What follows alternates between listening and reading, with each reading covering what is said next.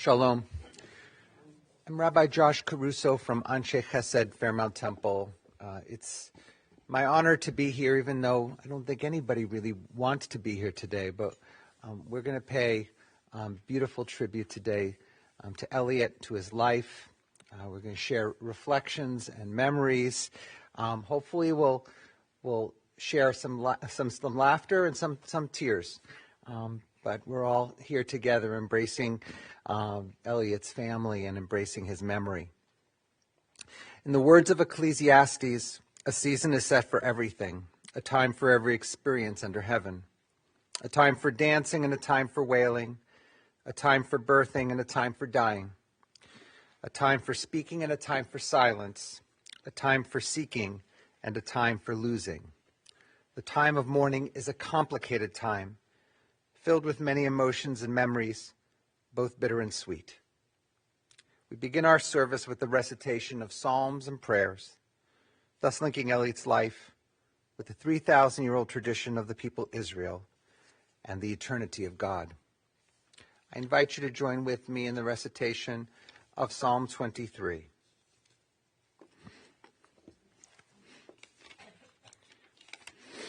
The Lord is my shepherd, I shall not want. He maketh me to lie down in green pastures. God leadeth me beside the still waters. God restoreth my soul. Guideth me in great straight paths for his name's sake. And yea, though I walk through the valley of the shadow of death, I will fear no evil, for thou art with me. Thy rod and thy staff, they comfort me. Thou preparest a table before me in the presence of mine enemies. Thou hast anointed my head with oil. My cup runneth over. Surely goodness and mercy shall follow me all the days of my life, and I shall dwell in the house of the Lord forever.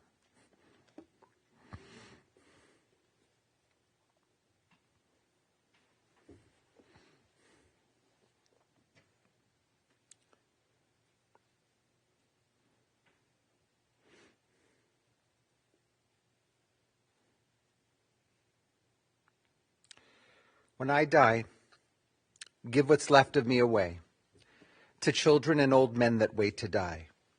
And if you need to cry, cry for your brother walking the street beside you. And when you need me, put your arms around anyone and give to them what you need to give to me. I want to leave you something better than words or sounds. Look for me in the people I've known or loved, and if you cannot give me away, at least let me live in your eyes and not in your mind. You can love me best by letting hands touch hands, and by letting bodies touch bodies, and by letting go of children that need to be free. Love doesn't die, people do. So when all that's left of me is love, give me away.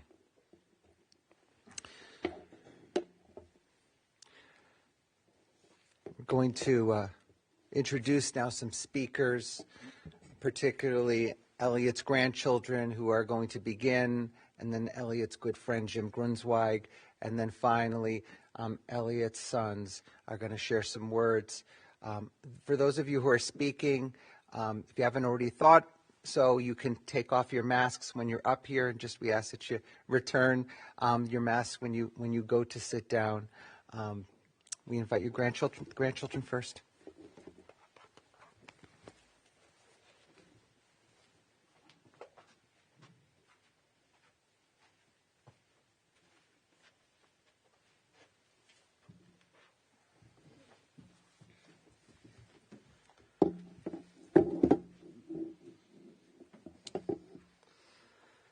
Hello, everyone. Thank you for coming out today amidst a snowy day, tough weather, and while we're still in the pandemic. It's really, we're really grateful that you're here to support our family and honor the memory of our Papa, Eliot. And it's great to see everyone here, and we're excited to hear your stories about our Papa and the different experiences that you've had with him. Our Papa was not the loudest, most outspoken person in most rooms, but he was always so content just being around the people that he loved. And he loved all his grandchildren, his children, Julia, Adam, Zach, especially his birthday buddy Talia and I so very much. Some of my favorite memories are from our times running around the Beechwood and Sarasota houses, Sunday mornings filled with the smell of French toast, and the famous Papa juice on the table, while whatever golf tournament that Tiger was dominating was on the TV, and continues to fill my mind as I've reflected over the past 2 weeks. Playing baseball in the yard, trips to Disney World, flying kites in the park, feeding ducks in the pond, fighting over who gets to sit with Papa in his famous swivel chair, and many, many more. Such great memories will stay with us forever. We are grateful to have had the opportunity to have those with our Papa.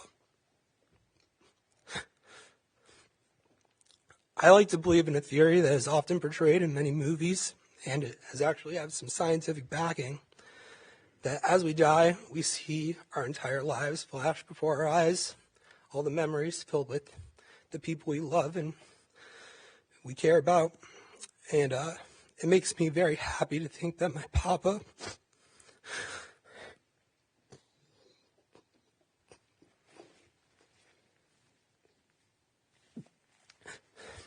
was able to see all of his favorite memories and people, the people here today, as he left this world, and he'll be able to take those with him wherever he goes next.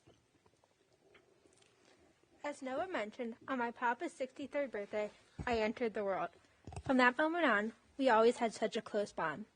Although my time might have been the most limited in terms of the number of years, I was fortunate enough to have spent a lot of my time in my toddler and early years with my Papa as he started working less. I will forever cherish the moments we had, including the ones aforementioned by Noah, and running around the aisles in the stolen self-storage zone, or doing activities when no one else wanted to with me, like allowing me to drive the golf cart, which I almost crashed multiple times, or playing pretend with dolls. When he was suffering with Alzheimer's and ultimately moved into a facility, although the moments spent together might have looked a little different, our bond remained just as close. I will forever remember one of the last times I got to see him at First Watch, and at the end of the breakfast, he reached for the bill and in his own way insisted on paying. Even with Alzheimer's, he never stopped caring, and in fact, his impact never stopped. His journey has inspired my goal of studying neuroscience and dedicating my life to finding cures for neurodegenerative diseases, so no one else will have to suffer the way he did. I've always felt him watching over me, and I know I've always felt him watching over me here, and I know he will continue to watch over all of us. Thank you again for coming.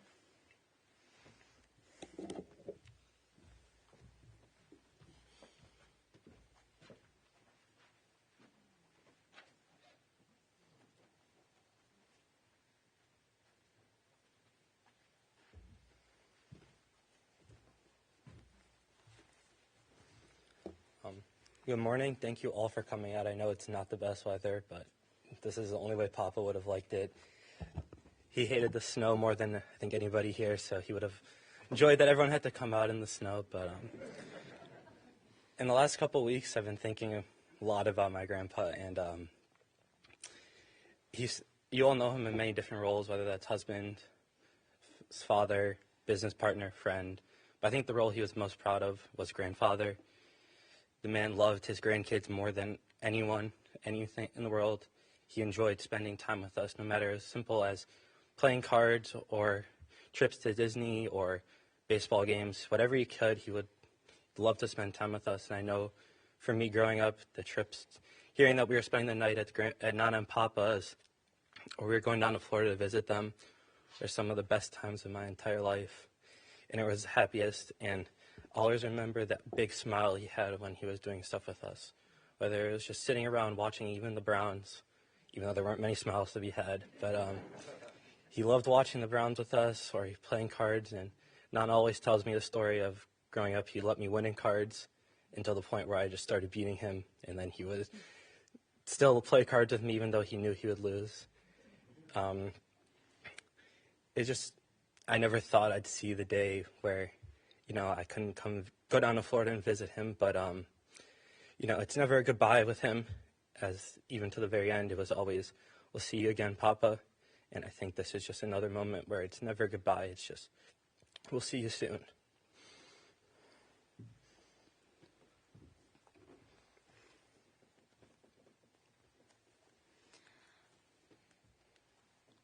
Sorry, I wasn't originally going to speak today, because I wasn't sure that I would be able to adequately put into words the man that my grandfather was, the person that he was, and the person that he was to me. But, I'll just be forever grateful, have those memories forever of being with my grandpa, and the life that he ultimately gave to me. He created a wonderful family, a wonderful foundation. When I think of my papa, I think of inspiration. I think of the person that I would want to be. All the qualities that he had are admirable qualities that I would love to become. I never really know what to say, but I just loved my papa so much, and he created such a wonderful family. And if you guys have ever met my dad, he's absolutely wonderful, and I thank Papa for that, and I will always love him, always cherish those memories that we have together.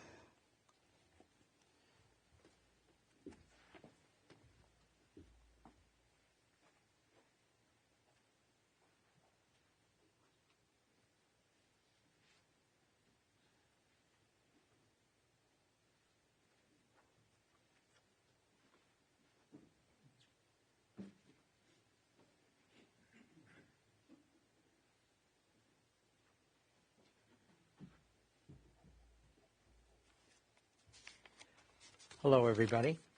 Just better take my mask off. That's better. Hello, everybody. My name's Jim Grunsweig, and Eliot was my best friend. He was the best friend I ever had, and I actually thought of him as the brother I never had. Susan used to refer to me as the brother from another mother, to be exact. But we had so much fun together. But the relationship did not get off to a very good start. The Charnases moved next door to us on Hendon, I think in 1972 or 73. I really don't remember the exact date. Nancy baked the brownies like one does, took them next door, rang the doorbell. Eliot opened the door, took the brownies, and that was that. But as I got to know Eliot better, didn't surprise me any. But Susan straightened things out, and our families became so close. We lived next door, and we actually lived in each other's houses for all practical purposes. At one point in our lives, we even considered buying a very large house. I think it was down on Lee Road, and we were all going to move in it together, which probably would have made a lot of sense. We should have done it, but for somehow reason or other, we never did. Too many kids would have had to change schools, I think. But we had a wonderful time together, and I Eliot and I had something very much in common that I wanted to share with you. We both fancied ourselves as being guys who really like to fix things. We liked working on projects. Problem was we weren't very good at it, but didn't stop us at all. So here's two examples of some of the things that we did together. We spent a lot of time putting together a picnic table for our children. When all was said and done, we had put it together inside out. That's not very easy to do, but for sure nobody could have sat at that picnic table. Another example was once we were changing the lock. I don't remember why, but we were changing the lock in our daughter Julie's bedroom. We worked very hard on that. Lock changing was very foreign to us. And when all was said and done, the lock was changed, and we had locked ourselves in the room and couldn't get out. But those are just two examples of some of our fun that we had together. We spent a lot of time. We gardened together. Some reason or other, we only raised zucchinis that summer, but I don't quite know why either. But we gardened together. Eliot played baseball with the kids in the backyard. We cooked out together.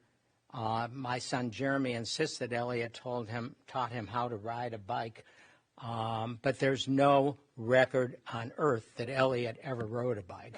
So we're not quite sure what that happened. But we did have an awful lot of fun together.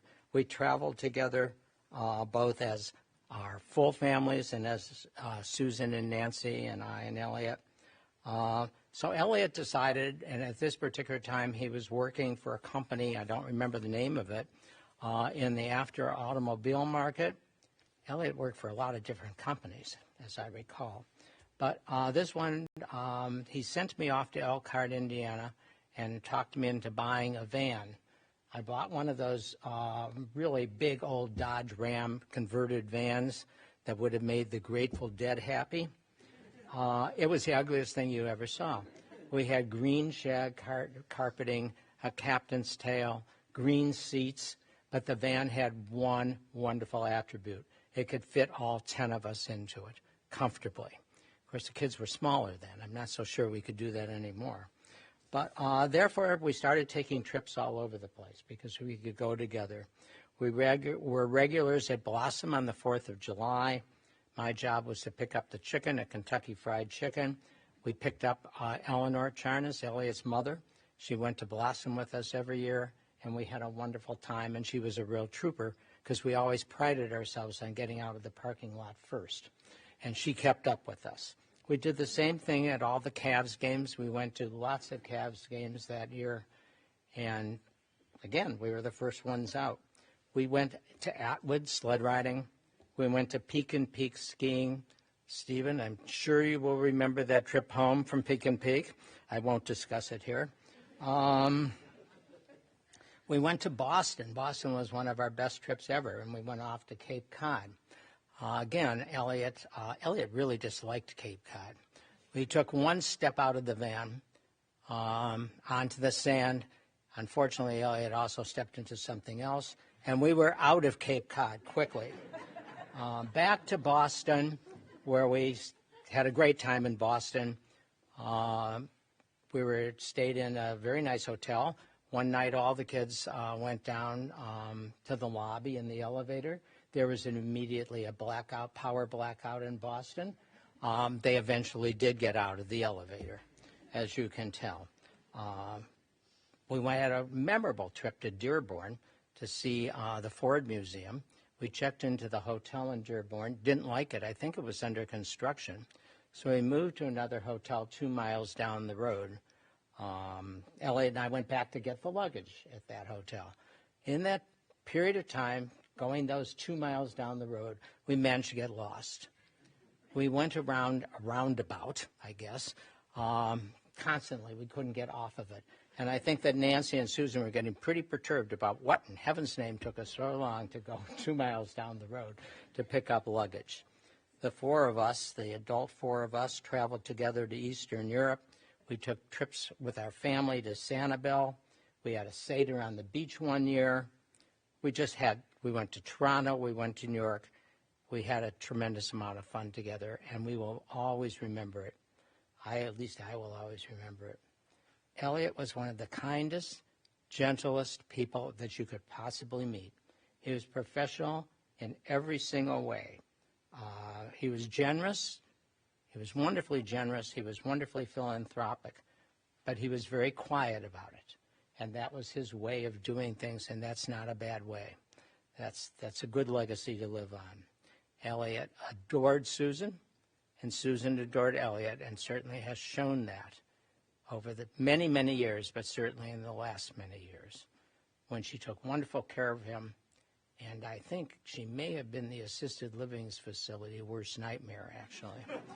But she did what she had to do, and that was all that anybody could ask of her. And Alan and Allison and Stephen and Lucy, he just loved you all. And he was so proud of you, and he was so proud of all of your accomplishments and all of your successes. He reveled in every single one of them. And to Adam and Julia, to Zachary and Noah and Talia, his legacy now goes on to you. And I can tell from listening to you people speak today that the legacy is going to be in good hands, and that it's yours to deal with now and yours to create new successes in the Charnas family. Thank you very much.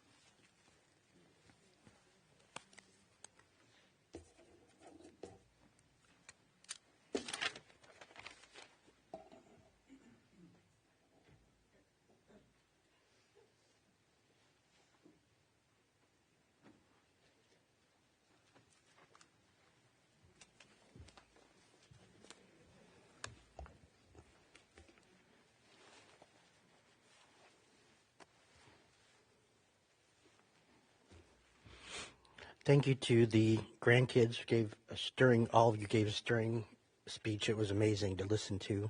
The love you had for my dad, and to Jimmy, who I always called my second dad, or dad two, or any of those other things. Those stories were great memories. As I sat back and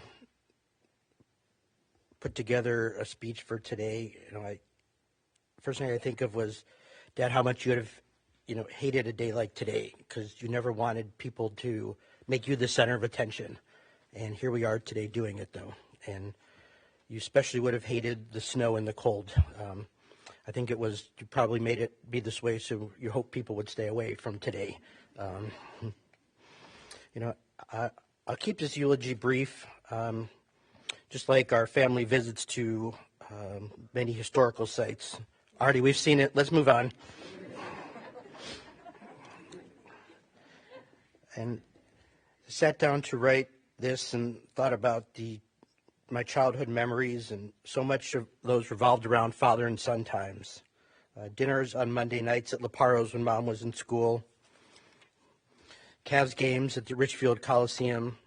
It's probably where you developed your hatred of traffic. So Indians games at the old stadium. Even though for the longest time I thought baseball games were only 7 innings because we never saw an 8th or 9th inning.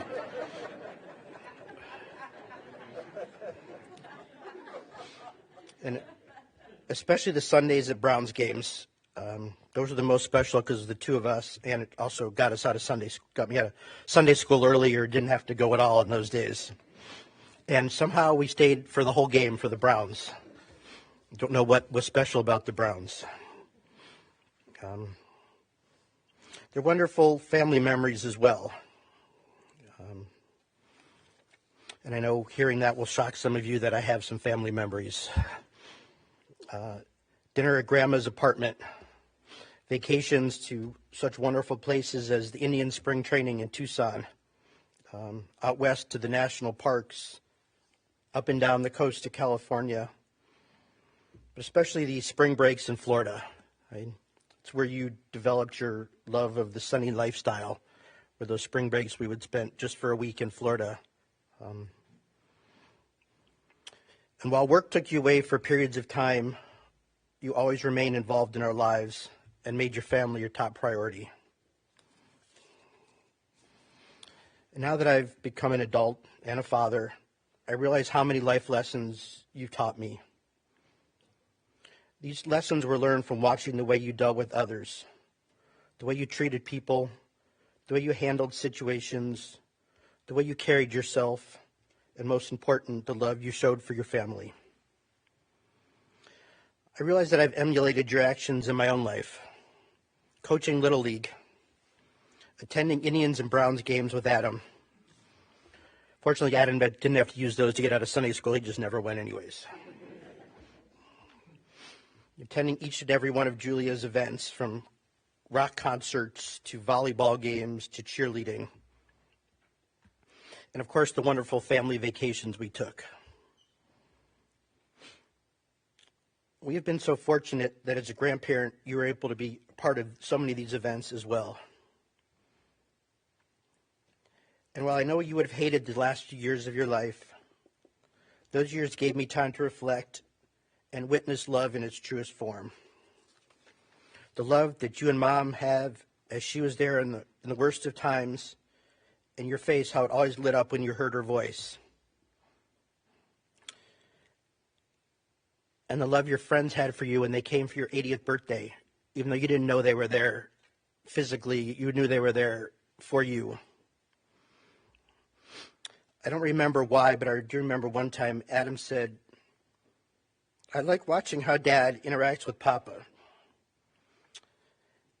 And I realized that was from watching how you were with your own mother in her worst of times. When we left Florida the other day, we stopped in Columbus on the way back to spend some time with our kids and just to be together as a family and talk about a wonderful father, father-in-law, and grandfather you were. And as we drove home from Columbus, a song came on the radio that I hadn't heard in years, and it was so appropriate for that moment. And I tried to figure out how I could incorporate the words in the eulogy. Then I decided that I would just say them straight off. And thank you, George Strait, for these lyrics. Let me tell you a secret about a father's love. A secret that my daddy said was just between us. Daddies don't just love their children every now and then. It's a love without an amen.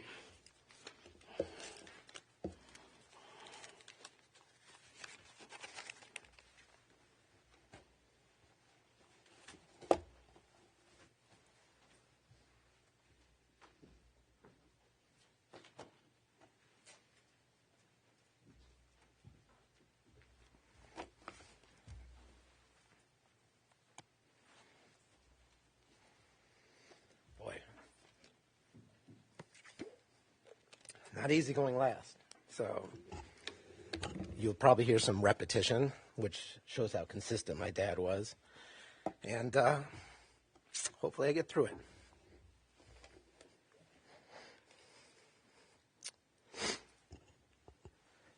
Mitch Albom wrote in his book, The 5 People You Meet in Heaven, life has to end. Love does not. Alzheimer's is a horrific disease that has robbed our family of being able to communicate and share memories with my dad these last few years. And it stole from my dad what should have been the time that he was able to enjoy the fruits of all of his labors, especially his grandchildren. Or as Allison's grandfather used to call them, the dividends. There have been so many joyous events and people that have come into our lives in the last 6 years that my dad has missed. Things like witnessing Talia get bat mitzvahed in Israel, high school and college graduations, milestone birthdays and anniversaries, a Cleveland championship, yes, you missed that, and celebrating the sale of our storage company. See, my dad's smile was always so genuine when the people he loved experienced good things. He was never jealous or envious of anyone and their successes. He truly delighted in seeing good things happen to good people. And that is one of the many traits I try to emulate from my dad. My dad was lucky in his life to have had lifelong friends, people like Teddy Rudolph, the Mells, Resnick and Vogel, the Ronnies, Barnett and Kluchin, Harvey Davis, the Grunzweigs, and countless more. He also made a lot of friends in the second half of his life that all became just as important to him. How many people here can say they have friends that go back close to 70 years? Real friends, not social networks, friends that he shared his life and family with. That is the sign of a special person that knows how to be a true friend, not someone who just accumulated a long list of acquaintances. My dad was drawn to people with big personalities, people like his Uncle Milt, and he loved being around them. Yet he himself was not someone who owned a room, and that's okay. In fact, for all those not like that, me included, it's more than okay. You see, my dad loved getting to really know you. He cared about your conversation as he focused on you and not the rest of the room. My dad was not the greatest athlete or golfer, but that did not stop him from watching a lot of sports. He was a lifelong Cleveland sports fan, Browns first, as you heard. My brother and I used to love going to every other home game because one of us got to go with him, and especially because we got to leave Sunday school early, as you heard. We also went to the Indians season opener, despite the fact that the weather and the team were usually crappy. Dad was a realist and an optimist. I think he liked that first game because the Tribe's record was 0-0. And while he hoped it would be their season, I think he knew that may be the best record they would have for the rest of the year. Attending a sporting event with my dad, though, had its own strange quirk. I guess, Steve, you got a different thing from this, because during the years of the Cardiac Kid Browns, I had to hear the comeback winning touchdown either over the loudspeaker walking down the tunnel, or sometimes, if you really wanted to be aggressive, it was in the car on the radio. As you heard, baseball games seemingly only lasted about 7 innings, and Cavs games at the old Richfield Coliseum with its one road in and out made me believe that NBA basketball games only had 3 quarters. With my dad, I don't think I ever saw in person the end to a Cleveland sports game. He hated parking lot traffic, and he needed to be, and I'll use his words, the first Jew out of the parking lot. I had a reaction formation to this, and Allison and the kids will finally maybe understand why I need to stay to see the backup to the backup quarterback take a knee in a 50-17 football game at Michigan Stadium, despite having a 3-hour ride waiting for us to get back home. Dad really enjoyed golf in his semi-retirement, and no matter how hard Mel or Teddy tried to coach him, his golf swing was not a thing of beauty. The ball didn't travel very far, but stayed pretty straight, and he always figured out how to get the ball in the hole. But you see, his score didn't really matter to him. He just liked being on the course with his friends. It was more about the conversation and the connection with the people. He left the competitive side up to my mom. My dad was great in that he always wanted me to feel like there wasn't anything I could not do, even if I was doing it on my own timeline. My life at Michigan didn't start out so great, academically at least. Freshman year, I really enjoyed college life, and my GPA reflected that. I was coming home for the summer. I remember my dad asking me very calmly, never brought it up to me before, and I asked out of the blue, "You earned a lot of money seal coating last summer, right?" I quizzically answered, "Yeah, I think so." And he said, "Well, good, because Michigan costs a lot of money, so I bet if you have to pay for next semester, you'll take those classes a little more seriously." I did, and we never had that conversation again. My dad encouraged me to take risks and try things. Out of college with no job and no immediate opportunities, he never tried to talk me out of moving to New York City, the most expensive place in the world. Instead, he agreed to help me pay rent until I could find a job, not knowing how long that might take. And when I landed my first job offer, even though it wasn't something I had desire or training in, he didn't insist I take the job. Instead, he gave me some of the greatest advice. He explained that my first job was probably not going to be my career, evidenced by his long and storied career, but it was more important that I find out what I didn't like so that I would eventually know what I would like. My dad let me take chances too, but he also knew when to step in and not allow me to make mistakes that might prove costly, like closing on a poorly built old house in Scarsdale that he refused to let us buy, and he pulled the realtor aside and told her he wasn't going back home until she found a house more acceptable, even if we had to pay more than we wanted. Moving back to Cleveland, I was so fortunate to get the chance to work with my dad. Working with him after other jobs and mentors was like getting my real graduate business education from one of the best businessmen I knew. My dad would often claim to not be very smart because he said he didn't analyze or make spreadsheets, but he was brilliant in his strengths. He knew how to make connection with people. He knew by feel and relationships what was a good deal and what was a bad deal. He treated his employees and customers and everyone that he partnered with so well, and most importantly, he knew who to trust. Those were all way important to me than any fancy spreadsheet. He was the smartest and one of the most successful business people I have ever seen, and I learned so much from him in a short period of time. I just wish I had so much longer to continue that education. He showed me in business that you don't nickel and dime anyone if they did a good job. If a bill came in and was larger than I thought it was going to be, he taught me more to look at what was the work provided, the trust, and the relationship with that person. You see, for my dad, you didn't have to lose for him to win. He wanted everyone to win. One of the things I loved to hear was when someone heard my name and they asked if I was Eliot Charnas' son. There wasn't a person that asked that didn't follow up with either one of three things. Your dad is one of my favorites, or your dad helped me get started in a business, or your dad was always so good to me. He really made a lasting impression on so many people and in such a positive way. One of the little things I have missed over the past years was almost our daily morning phone conversations.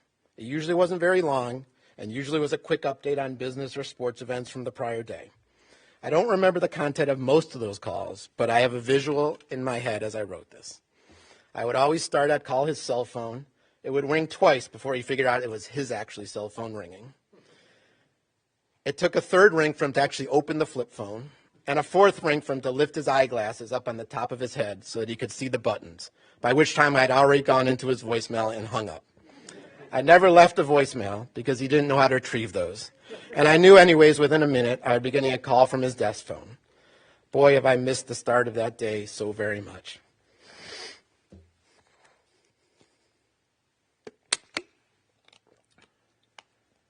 Eliot Charnas wasn't just a dad, he had other roles in our family. My mom and dad were married for 56 years. For almost 60 years plus, they were partners, parents, grandparents, and friends, and they did life together. They really set an example that shows what is a true marriage and partnership, through sickness and in health. They may have spent times living in separate states, but they were a team, which made it very hard to get anything past them. Even when my dad was spending his weekdays working in Los Angeles or Hartford, coming home only on weekends, he always knew what was happening at home and came home ready to congratulate on a sports victory or dole out a punishment. My parents knew each other's strengths, and they let each other do what they did best. My mom took on the role of caregiver for the last 7 or 8 years, first at home and then while he was in the facility. She was his advocate and made sure he was the best cared for patient those facilities had ever seen. My mom went above and beyond to make sure my dad was treated with respect and dignity, even when he couldn't communicate directly himself. Allison, he really loved you and respected you so much and welcomed you in as one of his own. He may not have always understood you fully, your words and New York accent, or your rules, but he knew that you were the best thing for me, and I think he even told you that in a letter once, unbeknownst to me at the time. Noah, you were his first grandchild, and he was so happy that you made him a papa. He was a great dad, as you've heard, but I think he really, really loved being a papa, as long as he never had to change a diaper. He would have enjoyed talking to you about your job and would have loved visiting you in Texas. You have inherited, as you called it, one of his best traits, his patience. He would have loved getting to know Samara as much as we do. Zachary, you remind me so much of my dad. I'm sure he would tell you the same thing. You have his great smile, and like Papa, you would rather be interacting and doing something rather than reading a book or a spreadsheet.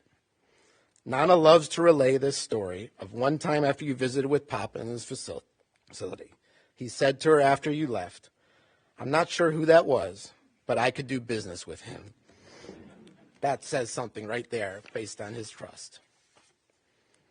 Talia, you share a special bond with Papa. You share the same birthday, and he loved that because he would rather share than steal the spotlight. You always made his face light up from day one, and when we visited him at his facility, you always were so good with him, talking to him and holding his hand. You could always bring a smile to his face, even on his worst days. He would have been so proud of you, learning all you could about his disease, raising funds for research, and most recently your interest in all things real estate. He would have been your first investor in anything that you would have wanted to do. Just know that you three will always have him with you in your heart, and he will always be a part of each of you, supporting and guiding you when you need it, and smiling down when good things happen along the way. My dad had many carers over these past 7 years, some great, some good, and some not the best. But all of those healthcare workers that care for Alzheimer's patients deserve a special call out for doing work that most of us could not fathom. Wherever you are, our family thanks you. Dad, you deserve to rest easy, finally. The last few years were a long, painful journey. You led your best life up until then, and those are the memories I hope we all can retain. Don't worry. We will help take care of Mom and all your dividends. I love and miss you.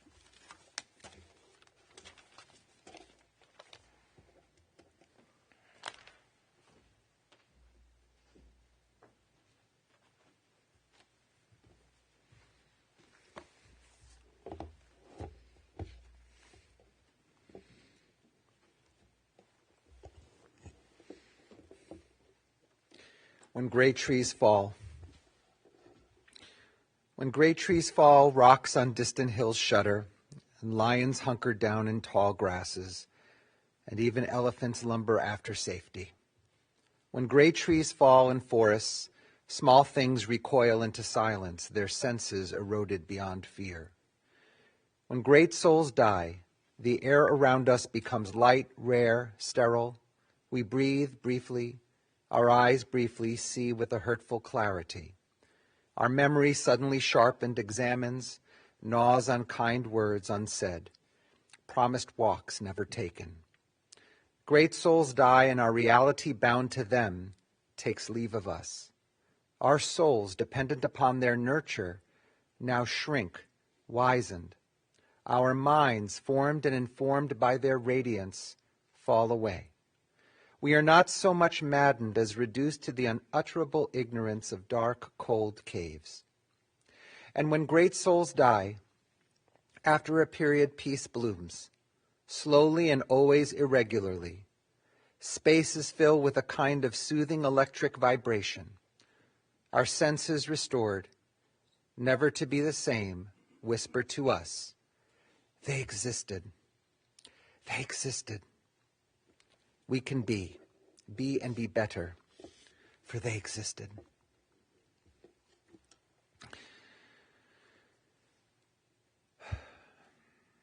Susan and Steve, Lucy, Alan and Allison, Manny and Mimi, Julia, Adam, Noah, Zachary, and Talia.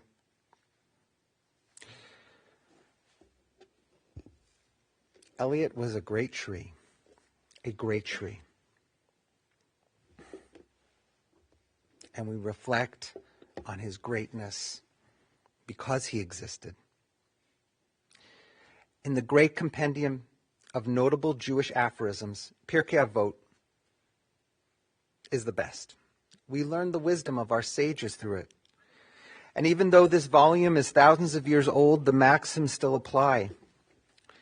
As we join together in loving memory of Eliot Charnas, this entry came immediately to mind. Shammai used to say, make your study of the Torah a fixed practice. Speak little, but do much, and receive everyone with a pleasant countenance. Does that sound tailor-made for Eliot? All right, maybe he didn't study Torah every single day, but he lived Torah. He lived that life, a life of goodness, a life of kindness and integrity. And yes, he spoke little, but he did much. And boy, did he greet everyone with that smile. I was going through some of the comments on Eliot's obituary page, which mentioned his smile. Paul Ripner wrote, I knew Eliot since the 70s when we were both in the mortgage industry. He always had a smile on his face. And George and Glenda Auxier said, we will always picture Eliot with his jovial smile. He was a delightful person. There's so many more like that. Indeed, in the words of his family, Eliot had a smile that lit up a room. He was joyful and gentle and kind and always looked for the positives in life. Eliot was the observer, taking things in and processing them in his own wise way. And when he did speak, people listened. He was generous in every way, always wanting to help others more than himself. Born to Max and Eleanor Charnas on the east side of Cleveland, Eliot's parents soon moved he and his brother Manny to Cleveland Heights. A graduate of Heights High, Eliot graduated with a bachelor's degree in business administration from Ohio University. And after serving in the Army Reserves, Eliot embarked on a series of entrepreneurial pursuits, including the mortgage, automotive, packaging, and storage industries. Al Siegel of blessed memory was a special mentor to Eliot, instilling him with the confidence to construct and conduct deals in the real estate world. It was this relationship that ultimately launched Eliot into his successful business endeavors. Ultimately, Eliot also paid it forward by mentoring others who benefited from his experience and lessons learned. That's the kind of guy he was. As you said, Alan, he could see everybody being successful. It didn't have to be a zero-sum game. Eliot met Susan, his wife of 56 years, on a blind date that turned out to be less than ideal to start their relationship. Susan mentioned that the date included lots of rain and a car that ran out of gas. And Eliot really wasn't listening to Susan when she was making very wise and valid suggestions. But Eliot made up for it by calling up the next day and hoping he could get a restart. Susan said, "He was lucky I took his call." The next date was much improved, with better weather for a trip to Chagrin Falls. Perhaps what sealed the relationship for Susan was how much she took to Eliot's mother, Eleanor, and how much Eleanor took to Susan. They married in 1965 and a few years later built a family, bringing Steve and Alan into the world. Susan remembers how Eliot cried when his boys were born. Eliot and Susan built a beautiful life together, enjoying their time with friends who were like family. They traveled together with these friends, and the kids were raised together, as if they were all part of the same family tree. Yes, Jim, that might have been more efficient just to have everybody live in one home. While Steve and Alan remember their dad being away for a good amount of time, he made sure to still sign up to coach Little League and enjoy talking and watching Cleveland sports with them, as you've heard. Eliot even feigned rooting for the Michigan Wolverines, Alan, as he was an alum. Well, maybe didn't feign. I think he really did, but you could notice that he was trying very hard when he had to root against an Ohio team. Dinners at Leparo's and at Geraci's were a Cleveland staple, and the boys were raised to go to Sunday school, as we've heard many times. They skipped Sunday school to take a back seat to go to the Browns games. I assure you that this legacy of skipping Sunday school to go to Browns games lives on today in Sunday schools across synagogues in this region. Even though the game begins at 1, the kids need to leave at 10 because there's a lot of traffic. Luckily, one of the rabbis is a sports fan, so he understands. The relationship Eliot built with his golf friends in Florida was truly uncommon. Every year they competed for, yes, the Yiddish Cup, which was a Kaddish cup, I think, glued to a base that was loosely modeled after cups won in professional sports. Am I right? I think you showed me a picture of it. That cup now resides in Philadelphia at the National Museum of American Jewish History. Eliot was a big consumer of newspapers, at least 3 a day. He loved engaging his mind and talking with his kids, and eventually their kids. Noah, Zachary, Talia, Julia, and Adam made Eliot's smile, that smile, even wider. He always wanted to know what you were up to. He wanted to be involved in your lives. This, in part, may have been due to his father's death far too early, knowing that Steve and Alan didn't have the chance to know their grandfather. And what a gift he realized it was to be able to have a relationship with his grandchildren. Through the years, the kids recognized what such a special presence he was. You heard this evidence today. In an article that appeared in a Plain Dealer just 2 years ago, Talia organized an effort to raise funds for Alzheimer's Association, walking 26 miles in tribute to her papa. During the walk, Talia used the time to learn more about her papa's life, and in the article reflected on her own memories with him.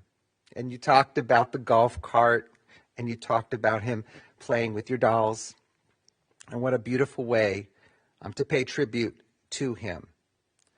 And of all the very close friends, Eliot was the first in this group to pass. And that's a marker, and that has been a source of great grief for this special group, but also joy in looking back at the times you all had.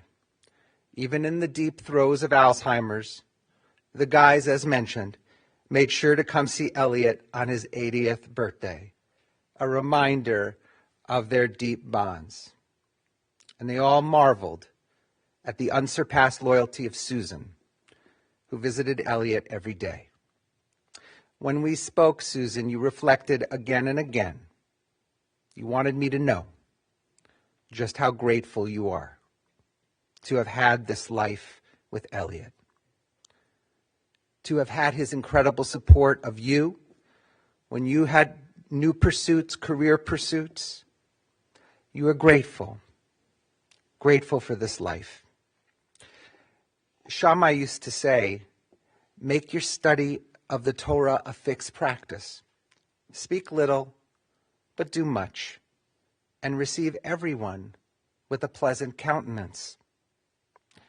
Today, I'd like to think that Eliot is once again revealing that beautiful smile in the world to come. Zichrono livracha. May his memory be an enduring blessing. And let us say, Amen.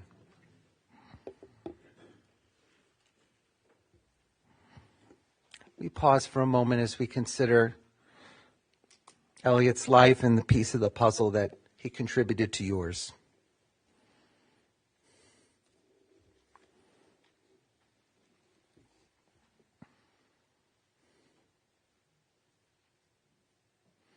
Now we invite you to rise as you are able for the chanting of Malayrachami, the memorial prayer.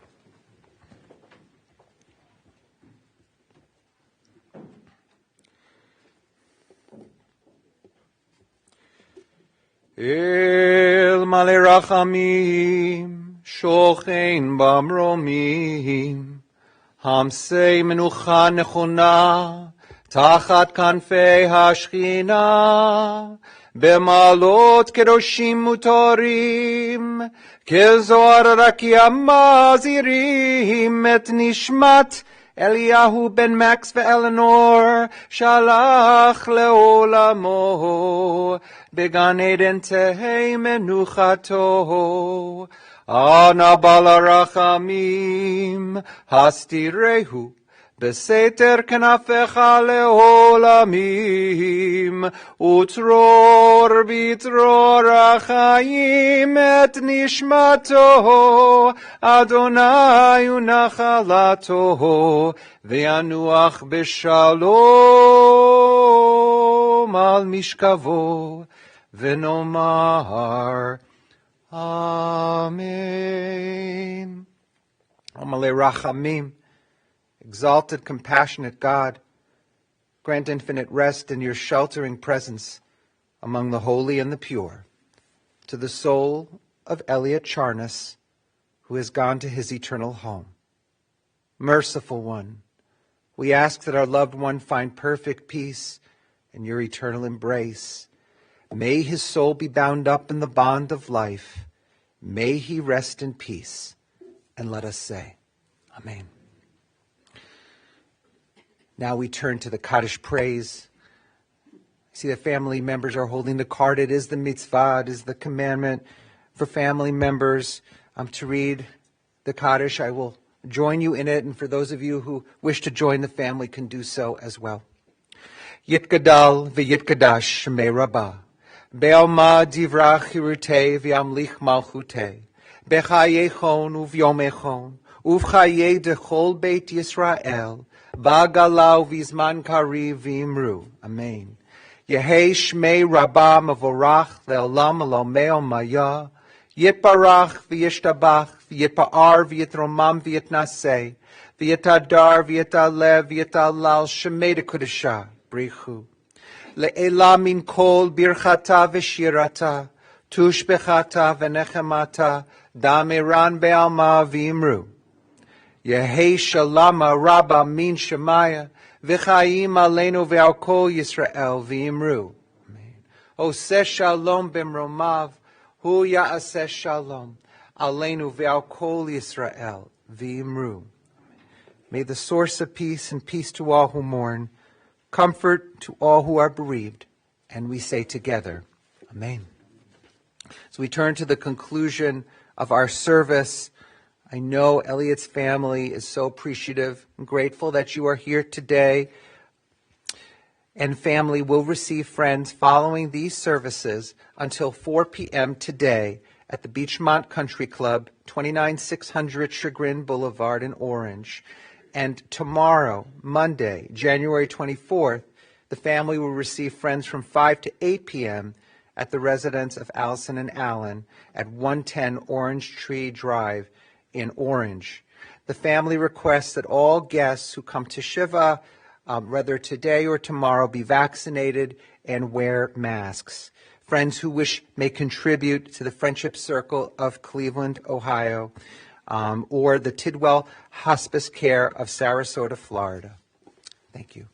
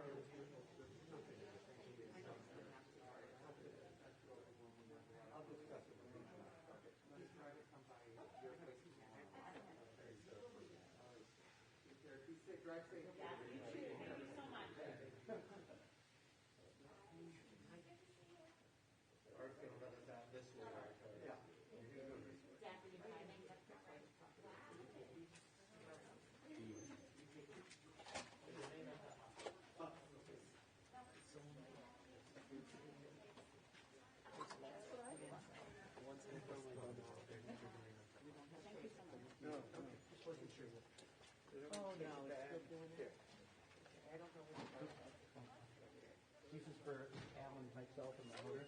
Yes. Okay. And this is my uncle Ray. Roger, your box to the side, okay? Wonderful. Thank you so much. Thank you so much. Take care. Call me if there's anything. We will.